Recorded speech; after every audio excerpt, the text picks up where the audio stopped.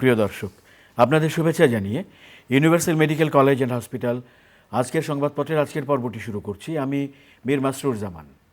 সংবাদপত্রের প্রধান শিরোনামগুলোকে ঘিরে চলমান পরিস্থিতি বিশ্লেষণের নিয়মিত এই আয়োজনে আজ সম্মানিত অতিথি হয়ে আমাদের সঙ্গে রয়েছেন দৈনিক সমকালের উপসম্পাদক জনাব মাহবুব আজিজ। আমরা স্বাগত জানাচ্ছি আপনাকে আমাদের মাঝে। শুভেচ্ছা। তো প্রথমে সংবাদপত্রের শিরোনামগুলো যথারীতি দেখে তারপর আলোচনায় যাচ্ছি।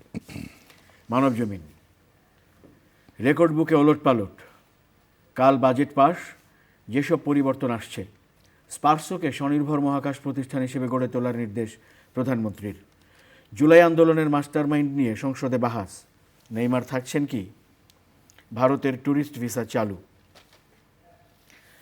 আমার দেশ, জুলাই বিপ্লবে রামপুরা হত্যায় ট্রাইব্যুনালের রায়, খনি হাবিবের মৃত্যুদণ্ড, ওয়াসার পানি শোধন প্রকল্পে লুটপাট, স্থবির দুর্নীতির তদন্ত। আমাদের সময়, আইন শৃঙ্খলা নিয়ন্ত্রণে কঠোর হচ্ছে সরকার, তৈরি হচ্ছে কর্মকৌশল। জয় জয় দিন, চায়না মালয় সম্পর্কে নতুন দিগন্ত, প্রধানমন্ত্রী তারেক রহমানের মালয়েশিয়া ও চায়না সফর। বিপদসীমার উপরে তিস্তার পানি, বন্যার শঙ্কা।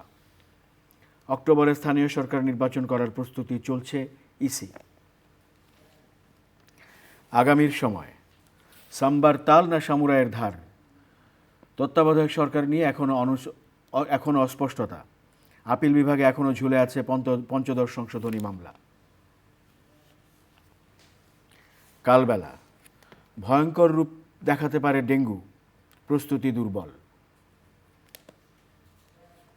দেশ রূপান্তর, বাসাবাড়িতে গ্যাস সংযোগ আর নয়, পুরনো লাইনও কেটে দিতে চায় সরকার, আবাসিকের গ্যাস দেওয়ার পরিকল্পনা শিল্পে, বাসাবাড়িতে ভরসা এলপিজি। খবরের কাগজ, করিডোর নিয়ে আলোচনা, রেকর্ড গড়া মেসির সামনে কেপ ভার্দের হুঙ্কার, সাম্বার ছন্দ বনাং সামুরাই শৃঙ্খলা। দৈনিক করতোয়া, বিশ্বকাপ 2026, জাপানের বিপক্ষে প্রতিশোধের মিশনে ব্রাজিল, আর্জেন্টিনার হ্যাট্রিক। শিরোনামগুলো দেখছিলাম দৈনিক সংবাদপত্রগুলোর। তো প্রথমেই যেটি আমরা বলছিলাম যে বাজেট পাস, জাতীয় সংসদে আগামীকাল বাজেট পাস, এবং আমরা দেখছি শিরোনামে যে কিছু বিষয়ে পরিবর্তন আসতে পারে, করমুক্ত আয়ের সীমা এই বিষয়ে, এবং ব্যাংক হিসাব খোলার সময় টি আইন বাধ্যতামূলক করা সহ কিছু বিষয়ে পরিবর্তনের ইঙ্গিত দেওয়া হয়েছে এই সংবাদে। জি, ধন্যবাদ। আসলে আগামীকালকেই তো বাজেটটি, যেহেতু যেই দিনটি শুরু হচ্ছে তারপরের দিনেই বাজেট পাস হবে সংসদে আনুষ্ঠানিকভাবে। আজকে যে দিনটি শুরু হচ্ছে অর্থাৎ সোমবার বেলা 11টায় কিন্তু কৃষিবিদ ইনস্টিটিউটে একটি সমাবেশ ডেকেছে কৃষিবিদ সংগঠনরা। কৃষি খাতে এবার যে বরাদ্দ সেটা খুবই কম বলে তারা বলছে, এবং সেটা একেবারেই অনুল্লেখ্য এরকম একটা অভিযোগ নিয়ে, যেহেতু একদিন মাত্র সময় আছে, 24 ঘন্টা আগে আপনি দেখুন যে এই ধরনের সমাবেশ করছেন, এবং সেখানে রিজভী সাহেব প্রধান অতিথি হিসেবে উপস্থিত আছেন। এবং এইরকম বিভিন্ন জায়গায় কৃষি তো একটা অনেক বড় একটা সেক্টর, স্বাভাবিকভাবেই তারা তাদের দাবি জানাচ্ছে, এবং আমরা প্রত্যাশা করব যে এই ধরনের যে বিষয়গুলো এসছে, যেমন আপনার ব্যাংকের হিসাব খুলতে গেলে টিন বা বিন লাগবে, এইটা আসলে একেবারেই একটা অযৌক্তিক একটা বিষয় আমাদের বাংলাদেশের যে প্রান্তিক মানুষদের ক্ষেত্রে, এবং কয়েক শতাংশ মানুষের টিন আছে। তো এই ব্যাপারগুলো নিশ্চয়ই সরকার বিবেচনায় নেবেন, এবং আরও যেই বিষয়গুলো আছে বিভিন্ন খাতে অনেকগুলোই কথাবার্তা এসেছে, সেইগুলো অবশ্যই সরকার সম্পূরক বাজেটেও কিছু যোগ বিয়োগ করবেন, কিছু হয়তো যুক্ত হবে। বিশেষ করে আপনার যে আমাদের যে প্রান্তিক কৃষকদের যে চাহিদাগুলো, ওই জায়গাতে তারা নিশ্চয়ই দৃষ্টি রাখবেন। এবং আমরা যে দেখতে পাচ্ছি যে আপনি যখন খবরগুলো বললেন যে গ্যাসের ব্যাপারে, বিভিন্ন বাসাবাড়িতে গ্যাসকে আর দেওয়া হবে না বলে সরকার সিদ্ধান্ত নিচ্ছেন, এবং সেগুলো শিল্পক্ষেত্রে চলে যাবে আপনার, এই বিষয়গুলো নিয়েও কিন্তু মনে হয় যে আর একটু ভাবা দরকার। এবং বাজেটে যদি এই ব্যাপারগুলো, যেহেতু অলরেডি এগুলো নিয়ে কথা হয়েছে, মানুষ কিন্তু কিছু যেই সুবিধাগুলো পেয়ে অভ্যস্ত হয়ে আসছে দীর্ঘদিন ধরে, সেগুলো যদি আপনি বন্ধ করে দেন। এবং আরেকটি খবর আমি দেখলাম কোনো একটা পত্রিকাতে যে লোডশেডিং খুবই তীব্র আকার ধারণ করেছে, বিশেষ করে গ্রামাঞ্চলে। তো এই ব্যাপারগুলো ঠিক সরাসরি বাজেটের সাথে সম্পৃক্ত নয়, আবার কিছুটা সম্পৃক্তও বটে।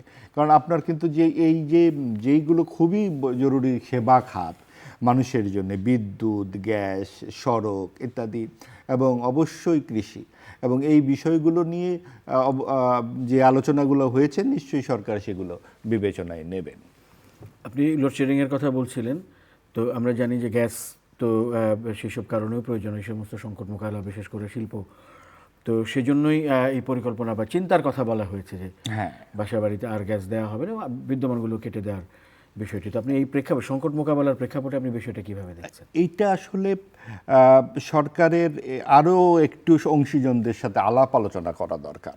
কারণ এক একটি সরকার যখন এক একটি সিদ্ধান্ত গ্রহণ করেন, তারা কিন্তু মোটামুটি একটু তড়িঘড়ির একটা ছাপ থাকে। আপনি যদি বাসা বাড়িতে গ্যাস একদম বন্ধ করে দেন, এবং আমরা তো জেনেছি এক সময় যে আমাদের যথেষ্ট গ্যাস আছে, এবং হঠাৎ করে আমরা দেখতে পাচ্ছি যে আমাদের গ্যাস নাই, তার মানে একবার এক এক ধরনের তথ্য আমাদের সামনে উপস্থিত হয় সরকারের পক্ষ থেকে। বিভিন্ন সরকার বিভিন্নভাবে তথ্যগুলো পরিবেশন করে, কিন্তু বাসা বাড়িতে একেবারেই গ্যাস থাকবে না। এবং এটা তো অনেক দিন ধরে আপনি দেখবেন, ঢাকা শহরেও কিন্তু নতুন নতুন যে সমস্ত অ্যাপার্টমেন্টগুলো হচ্ছে সেখানে গ্যাস সংযোগ থাকছে না, এলপিজি এবং অন্যান্য ব্যবস্থাপনায় হচ্ছে। তো সেইগুলো পুরনোগুলোও যদি বন্ধ হয়ে যায়, এবং শিল্পাঞ্চলে আমাদের গ্যাস খুবই প্রয়োজন। আপনি এর মধ্যে একটি খবর আমাদের খুবই চাঞ্চল্যের সৃষ্টি করেছে যে সিটি গ্রুপকে এত বড় একটি ব্যাংক লোন দেবার ব্যবস্থা করা হলো, 30টি ব্যাংক মিলে, সেখানে গ্যাসের সংযোগই নাই। অর্থাৎ আপনি যে বিরাট আয়োজন, সেখানে ন্যূনতম চাহিদাগুলো দেওয়া যাচ্ছে না।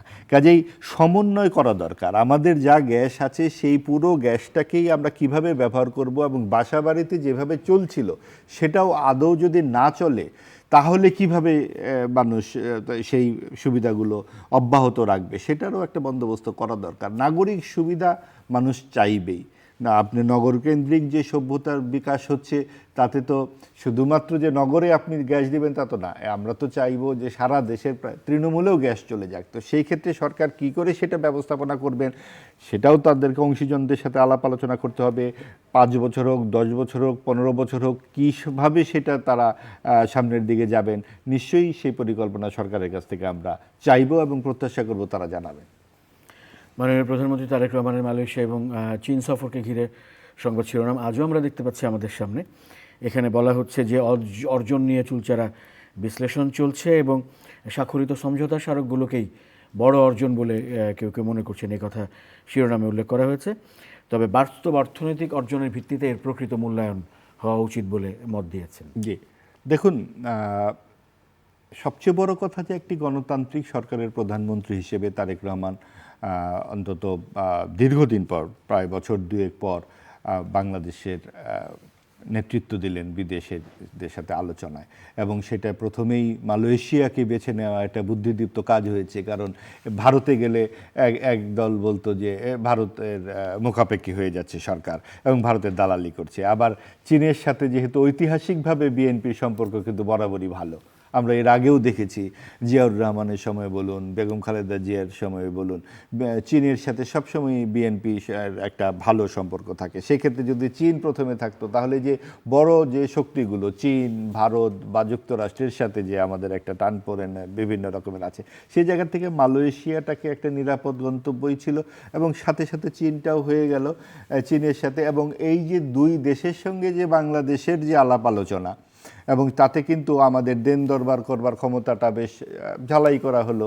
আগামীতে যখন ভারতে যাবেন প্রধানমন্ত্রী, নিশ্চয়ই এই অভিজ্ঞতাগুলো কাজে লাগবে।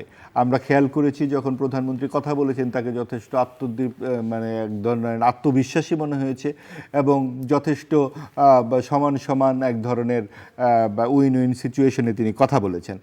আর 17টি চুক্তি হয়েছে।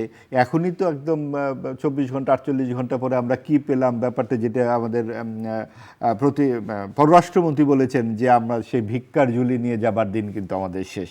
বাস্তবিকই তাই। আমরা আসলে বিভিন্ন ধরনের যৌথ কিছু চুক্তির মধ্যে দিয়ে যাচ্ছি এবং সেটা অবশ্যই বাংলাদেশের জন্য ইতিবাচকই হবে। তবে আমরা সেই ফলগুলো আমরা পেতে চাই। আমরা আসলে কি করতে চাচ্ছি, বিভিন্ন ধরনের বাণিজ্যিক চুক্তি যদি যেগুলো আমরা জানতে পারছি যে সামনে হবে, মংলা বন্দর নিয়ে যে কাজটির কথা শুনতে পাচ্ছি, বিভিন্ন ধরনের রোড তৈরি, অনেক বড় ধরনের বাণিজ্যিক রাস্তা তৈরির যেই এগুলো সমঝোতা স্বাক্ষরগুলো হয়েছে, সেগুলো আসলে নিশ্চয়ই ফলদায়ী হবে।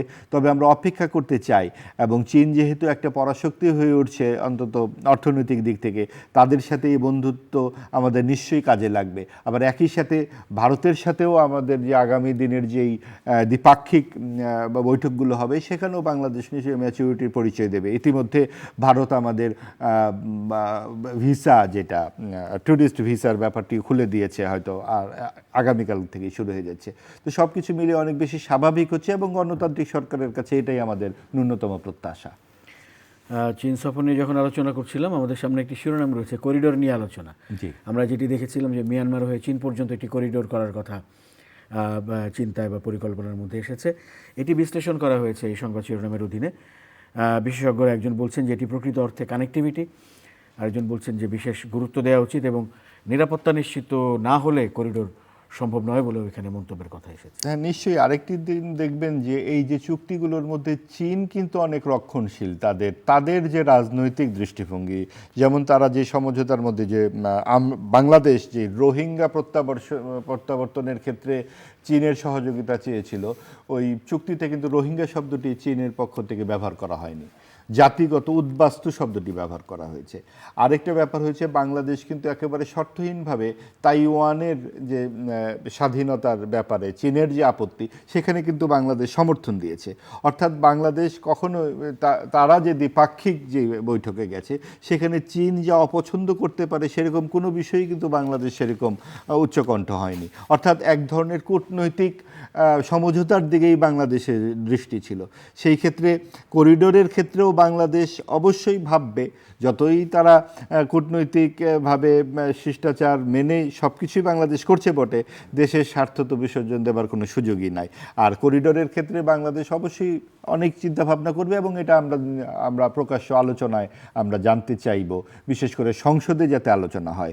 মার্কিন যুক্তরাষ্ট্রের সাথে যে এরকম একটা গোপনে চুক্তি করে ফেলেছে অন্তর্বর্তী সরকার, নিশ্চয়ই গণতান্ত্রিক সরকার সেই ধরনের কোনো চুক্তিতে যাবে না। এবং সংসদে মার্কিন যুক্তরাষ্ট্রের সঙ্গে যে চুক্তি হয়েছে সেটা নিয়ে যেমন আলোচনা আমরা চাই, এই প্রত্যেকটা চুক্তি, প্রত্যেকটা সমঝোতার বিস্তারিত বিবরণগুলোও আমরা চাইব। এই আয়োজনেও আমরা সংবাদ শিরোনামের ভিত্তিতে বেশ কয়েকদিনই আইনশৃঙ্খলা পরিস্থিতি নিয়ে আলোচনা করেছি। একটি শিরোনাম রয়েছে আমাদের সামনে, আইনশৃঙ্খলা নিয়ন্ত্রণে কঠোর হচ্ছে সরকার, তৈরি হচ্ছে কর্মকৌশল, এবং বিশেষ কমিটি করা, গোয়েন্দা নেটওয়ার্ক বাড়ানো, সন্ত্রাসবাদ মোকাবেলা সহ নানান চ্যালেঞ্জ চিহ্নিত করে সেগুলো মোকাবেলা আনা হচ্ছে বলে উল্লেখ করা। এই খবরগুলো তো ইতিবাচক যে কঠোর হচ্ছে সরকার, কিন্তু আপনি দেখুন 4 মাসে 600-র অধিক খুন, এবং এইটা যখন আমরা রিপোর্টে দেখতে পাই আইনশৃঙ্খলা বাহিনীর কাছ থেকেই, তো এগুলো আমাদের খুবই উদ্বেগজনক বলে মনে হয় যে এভাবে মানুষের জীবন নাশ হয়ে যাচ্ছে, কিন্তু জবাবদিহিতার আওতায় আইনশৃঙ্খলা বাহিনীকে নিয়ে আসা যাচ্ছে না। আপনি দেখুন সাভারে যেই ঘটনা ঘটেছে, রিপন দাস বলে একটি কিশোর, তার চোখ প্রায় তুলে নেবার চেষ্টা করেছে ছাত্রদলের বহিষ্কৃত সাধারণ সম্পাদক, তাকে বহিষ্কার করা হয়েছে। এখন বহিষ্কার কিন্তু কোনো উত্তর হতে পারে না। আমরা আরেক যুবলীগ নেতাকে এক থানায় মৃত্যুর মুখে পড়তে দেখলাম। তুরাগে আপনার 3 যুবকের লাশ পাওয়া গেল।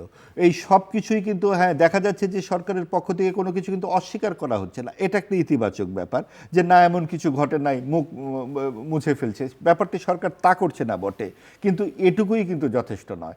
কেন ঘটনাগুলো ঘটছে, বিশেষ করে ছাত্র দলের যেই সাধারণ সম্পাদক যেভাবে তরুণটিকে মেরেছেন, আমাদের কিন্তু ত্বকী হত্যার কথা মনে পড়ে যায়। এবং এই কিশোরের যে মা, তিনি একজন হিন্দু ভদ্র মহিলা এবং বাবা সামান্য সুতার কাজ করেন এবং গার্মেন্টসে কাজ করেন এই মা, এবং তারা বিভিন্নভাবে পালিয়ে বেড়াচ্ছেন, সেটা কিন্তু পত্রিকায় চলে এসছে খবর। এবং এই বিষয়গুলো নিয়ে সংসদেও আমরা আলোচনা দেখতে চাই। বিরোধী দল কিন্তু এই সমস্ত ঘটনাগুলো, বিশেষ করে আইন শৃঙ্খলা ব্যাপার এবং মানবাধিকার যেভাবে লঙ্ঘন হচ্ছে এগুলো নিয়ে কিন্তু খুব বেশি উচ্চ কণ্ঠ বলে দেখতে পাচ্ছি না। আরও অনুল্লেখ্য বিষয়, আজকে সংসদে আলোচনা হয়েছে মাস্টার মাইন্ড নিয়ে, জুলাই অভ্যুত্থানে কারা নেতৃত্বে ছিলেন। এইগুলো কিন্তু আসলে খুব বেশি মানুষের কাছে, সবাই জানে ঘটনা কিভাবে হয়েছে। 12 থেকে 14 বছর যে বিএনপির নেতাকর্মীদের বিরুদ্ধে 50 লক্ষের মতো মামলা ছিল, সকলেই জানেন। এবং সেখানে তারেক রহমানের ভূমিকা কি, উনি যে 17 বছর বাইরে থেকে এই পুরো বিষয়টাকে দেখভাল করেছেন, এগুলো লোকের জানা। এখন কেউ হঠাৎ করে 20 দিন 25 দিনের আন্দোলন করে তারা নেতা হয়ে যাবেন, এইগুলোও আসলে দাবি দেওয়ার মধ্যে যেই শূন্যগর্ভ ব্যাপারগুলো আছে এগুলোও মানুষ জানে। কিন্তু মানুষ কিন্তু সুশাসন চায়, জবাবদিহিতা চায়।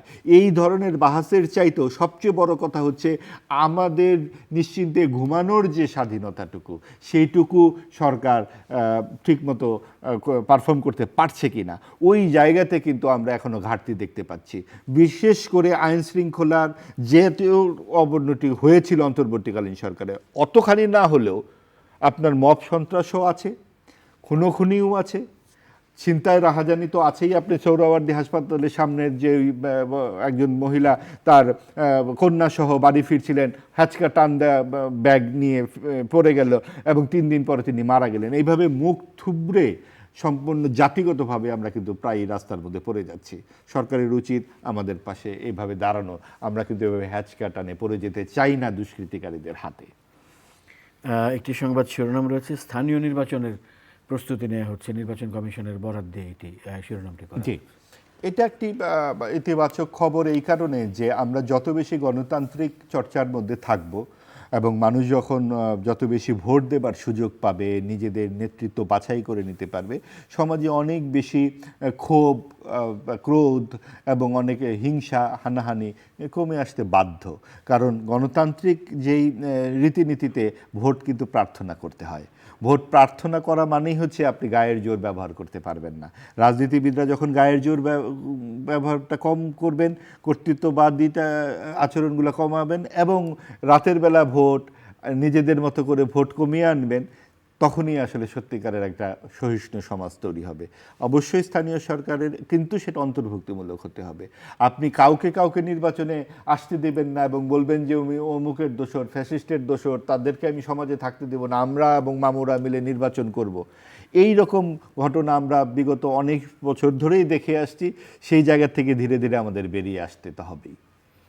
দলীয় প্রতীক থাকছে না নির্বাচনে, এটি আমরা এর মধ্যে জেনেছি। তো এই প্রেক্ষাপটে নির্বাচনটি কেমন হতে পারে আপনার মনে হয়, নির্বাচনের আগের পরিস্থিতি যদি আমরা? নির্বাচনে আসলে যাদেরা যেই সমস্ত প্রার্থীদের ফৌজদারি মামলা আছে তারা ছাড়া যে কেউ যাতে নির্বাচনে অংশগ্রহণ করতে পারেন, এইটা সরকারের পক্ষ থেকে ব্যবস্থাপনা করা দরকার। আরেকটা জিনিস সবসময় মাথায় রাখা দরকার, সরকার কিন্তু শুধু বিএনপির নেতাকর্মী সমর্থকদের সরকার নয়, সরকার কিন্তু বাংলাদেশের মানুষের সরকার। কাজেই বাংলাদেশের সকল মানুষই যেন সমান সম্মান এবং মর্যাদা পান, এই অন্তর্ভুক্তিমূলক সমাজের আকাঙ্ক্ষা কিন্তু এই বর্তমান সরকারের কাছে। এবং তারা একটা বিপুল ভোটে জয়ী হয়েছে এসেছেন। যারা বিনা বিচারে আপনার জেলে আছেন গত 2 বছর ধরে, তাদের ব্যাপারেও সরকারের একটা বিহিত করা দরকার। অনেকেই আছেন জেলে, কোনো অভিযোগই দায়ের করা হয় নাই। অনেকেই খুনের মামলায় আছেন, যেই মামলাগুলো ঠিকমতো সঠিক মামলাও নয় বলেই মনে হয়। সেই ব্যাপারগুলো নিয়েও সরকারের কিন্তু অ্যাড্রেস করা দরকার। মানুষ যত দ্রুত মানুষ নির্ভয়ে জীবনযাপন করতে পারবে এবং পরমত সহিষ্ণু হবে, পরস্পরের দিকে হাসি মুখে তাকাতে পারবে, ওই রকম একটা সমাজের দিকেই কিন্তু আমরা যেতে চাই। ভয়ঙ্কর রূপ দেখাতে পারে ডেঙ্গু। আমরা হামের সংবাদ করতে করতে এর ধারাবাহিকতাতে আমরা আবার ডেঙ্গুর বিষয়টিও দেখতে পাচ্ছি। এর মধ্যে একটি উপশিরোনাম হচ্ছে এরকম যে 1 দশকে রাজধানীতে মশক নিধনে 1000 কোটি টাকা ব্যয় হয়েছে, তবু আশানুরূপ কোনো সুফল পাওয়া যায়নি। হ্যাঁ, সেটাই। যে আপনি দেখুন যে একটা কথা আছে না যে মশা মারতে কামান দাগা, এই কামান দাগা কিন্তু আমরা পরপর বিভিন্ন সরকারের আমলে এই কামান দাগাতেই দেখলাম, কিন্তু কাজের কাজ শেষ পর্যন্ত দেখি না। এবং আপনি জানবেন যে এর আগে যখন সিটি কর্পোরেশনের শ্বাস রব ছিল, তারা নানান রকম কাণ্ড কারখানা করে মশক নিধনের কথা বলেছে, কিন্তু শেষ পর্যন্ত কিন্তু কাজটি হয়নি। আপনি দেখুন হামে যে পরিস্থিতিটা দাঁড়ালো, প্রায় 700-র মতো শিশু এখানে মৃত্যুর মুখে তারা পড়ল, এবং সেই জায়গায় কিন্তু একটা যেই অন্তর্বর্তীকালীন সরকারের যে ব্যর্থতা আমরা দেখেছি, সেই জায়গা থেকে শিক্ষা নিয়ে অন্যান্য টিকার ক্ষেত্রে সম্পূর্ণ যে ব্যাপার, অনেক টিকার ক্ষেত্রে একটা লণ্ডভণ্ড ব্যবস্থা করে গেছে অন্তর্বর্তী সরকার। তো ওই ব্যাপারগুলো ধাপে ধাপে সরকারকে, বর্তমান সরকারকে অ্যাড্রেস করতে হবে, এবং যেই ঘটনাই ঘটে গেছে সেটা তো আর ফেরত আনা যাবে না, আগামী দিনে যাতে ব্যাপারগুলো না ঘটে। এবং সেক্ষেত্রে একবার হাম, তারপরে ডেঙ্গু, ওই যে সেই সেই ভূপেন হাজারিকার গানের মতো, যে গত বছর বর্ষা হলো কি খরা হলো, এবছরে বন্যা, তো গত বছর হাম হলো, এবছরে ডেঙ্গু। এই অবস্থা যদি আমাদের চলতে থাকে, তো সেই ক্ষেত্রে আমাদের সরকারের উচিত হবে যে স্বাস্থ্য সুবিধাটাকে সর্বাধিক প্রায়োরিটি দিয়ে, স্বাস্থ্য এবং শিক্ষা এই প্রায়োরিটি দিয়েছেনও তারা, বাজেটে অনেক যথেষ্ট পরিমাণ বরাদ্দ তারা রেখেছেন। তো সেগুলো যাতে ঠিকমতো জবাবদিহিতার আওতায় সুষম বন্টন হয়, এবং অংশীজনদের সাথে আলাপ আলোচনা করে এবং মানুষকে ঠিক সেইভাবে জানিয়ে শুনিয়ে কাজগুলো করা হয়। শিশুদের টিকা দেবার ব্যাপারে, আরও বয়স্কদের বিভিন্ন সেবা, এবং বিভিন্ন হাসপাতালে যাতে মানুষ খুব সহজে চিকিৎসা পেতে পারে সেগুলোও নিশ্চিত করা দরকার। অনেক জায়গায় ভবন আছে, যন্ত্রপাতি নেই, অনেক জায়গায় যন্ত্রপাতি আছে, চালানোর লোক নেই, বিভিন্ন উপজেলায় হাসপাতালে চিকিৎসক ঘাটতি আছে, অনেকে শহর থেকে উপজেলায় গিয়ে কাজ করতে চান না।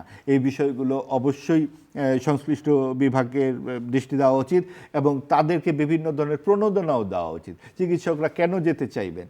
নিশ্চয়ই সেই নাগরিক সুবিধাগুলো তারা সেখানে পান না, কাজেই বিভিন্নভাবে প্রণোদনার মাধ্যমে উদ্দীপ্ত করে যাতে এই সেবাগুলো মানুষের কাছে পৌঁছায়। একটা দীর্ঘমেয়াদী বা খুব দ্রুত গতিতে আপনার কিছু সুফল যাতে মানুষের কাছে পৌঁছায়, এই যে ব্যাপারগুলো সরকারের দৃষ্টি দেওয়া উচিত। বিপদসীমার উপরে তিস্তার পানি, এটি সংবাদ শিরোনাম। বন্যার শঙ্কা করা হচ্ছে, বলা হচ্ছে তীরবর্তী নিম্নাঞ্চল প্লাবিত হওয়ার আশঙ্কা দেখা দিয়েছে। সেই যে ওই রকম কথাটি আবারই বলতে হয় যে আমাদের তো কখনো বন্যা, কখনো খরা, এই নিয়ে আমাদের বাস। তো তিস্তার যে ঘটনাটি গত 1.5 দশক ধরে আমরা শুনে আসছি, তিস্তার এই ব্যাপারটি তো আসলে অনেকখানি মানব চিন্তাভাবনার নিয়ন্ত্রিত। বিশেষ করে ভারতের সাথে যে আমাদের যে দ্বিপাক্ষিক পরিস্থিতি, সেটা যদি আমরা আরেকটু সামনের দিকে এগোতে পারি, গঙ্গা চুক্তি শেষ হয়ে আসছে, তিস্তা চুক্তির ক্ষেত্রেও আমরা কি করতে পারবো, এবং সেই ক্ষেত্রে সরকারের আসলে তো একপাক্ষিকভাবে কিছু করার নাই, আমরা উজান ভাটির বিভিন্ন বিষয় এখানে জড়িত, সেই ক্ষেত্রে সরকারের কিছু সতর্কতামূলক ব্যবস্থা নেওয়া দরকার। আমরা বিশ্বকাপের সংবাদ শিরোনামে যাই। আমরা জানি যে আজ সকাল 11টায়, রাত 11টায় ব্রাজিলের খেলা, এবং এটি নকআউট পর্বের খেলা শুরু হচ্ছে, জাপানের মুখোমুখি হতে যাচ্ছে। হ্যাঁ, আপনি পড়লেন যে সাম্বা এবং সামুরাইয়ের যে লড়াই, এবং নকআউট পর্বেতে আসলে সত্যিকারের বিশ্বকাপটা জমে ওঠে, মানে হারলেই বাদ। ব্রাজিলের মতো দল যদি বাদ পড়ে যায়, তাহলে বাংলাদেশের অর্ধেক বিশ্বকাপই আসলে শেষ হয়ে যায়। সেই ক্ষেত্রে নিশ্চয়ই প্রত্যাশা থাকবে। এবং আবার জাপান এশিয়ার একটি দেশ, তারাও কম পরিশ্রমী জাতি নয়। তবে ব্রাজিলের ফুটবল তো আসলে একটা ক্লাসিক্যাল ফুটবল, দীর্ঘকাল ধরেই আমরা দেখে আসছি। ব্রাজিল আর্জেন্টিনা আসলে এই দুই শিবিরেই বিভক্ত বেশ বড় আকারে, এবং নকআউট পর্ব থেকে নির্ঘুম যে পরিস্থিতি শুরু হয় আমাদের দেশের মানুষের, সেটাই আমরা নিশ্চয়ই উপভোগ করতে পারবো। এবং এবার কিন্তু বেশ অঘটন ঘটবে বলেও মনে হচ্ছে। কেপ ভার্দের মতো একটি দল আর্জেন্টিনার সাথে পড়েছে 4 তারিখে খেলা। আবার জাপান তো বরাবরই যথেষ্ট ভালো খেলে, এবং তারা ব্রাজিলের সামনে আছে। আর অন্যান্য দলগুলো আপনি যথেষ্ট প্রতিদ্বন্দ্বিতাপূর্ণ খেলা হবে। এবং এবার আমরা দেখতে পাচ্ছি প্রচুর গোল হচ্ছে, এবং খেলায় গোলের ব্যাপারটা কিন্তু খুবই আনন্দদায়ক। বিশেষ করে মেসির পায়ে এবার যেন জাদু ভর করেছে, ইতিমধ্যেই তিনি 6টি গোল করে ফেলেছেন। এবং আমরা এর আগে দেখেছি বিশ্বকাপ ফুটবলে হয়তো পুরো টুর্নামেন্ট জুড়ে যে সেরা গোলদাতা হতো 6টি গোল, এবার 3টি খেলায় মেসি ইতিমধ্যে 6টি গোল করেছেন। এমবাপ্পেও খুব ভালো গোল করছেন, এবং এমবাপ্পে এবং মেসির মধ্যে বোধহয় একটি পাল্লাপাল্লি চলছে কে এবার সেরা গোলদাতা হবে। ইতিমধ্যে নেইমার ব্রাজিলের সবচেয়ে বড় স্টার, গত খেলায় উনি নেমেছেন, আজকের খেলাতেও আশা করি নেইমার খেলতে পারবেন। এবং বড় তারকারা বড় টুর্নামেন্টের প্রধান সম্পদ, আশা করি সব বড় তারকারাই আমাদেরকে আনন্দ দেবেন। অনেক অনেক ধন্যবাদ জনাব মাহবুব আজিজ আমাদেরকে আজকে সময় দেওয়ার জন্য। আপনার ধন্যবাদ। প্রিয় দর্শক, আপনাদেরও ধন্যবাদ সঙ্গে থাকার জন্য। Universal medical college and hospital আজকের সংবাদপত্রের আজকের পর্বটি এ পর্যন্তই। ভালো থাকবেন সবাই, শুভরাত্রি।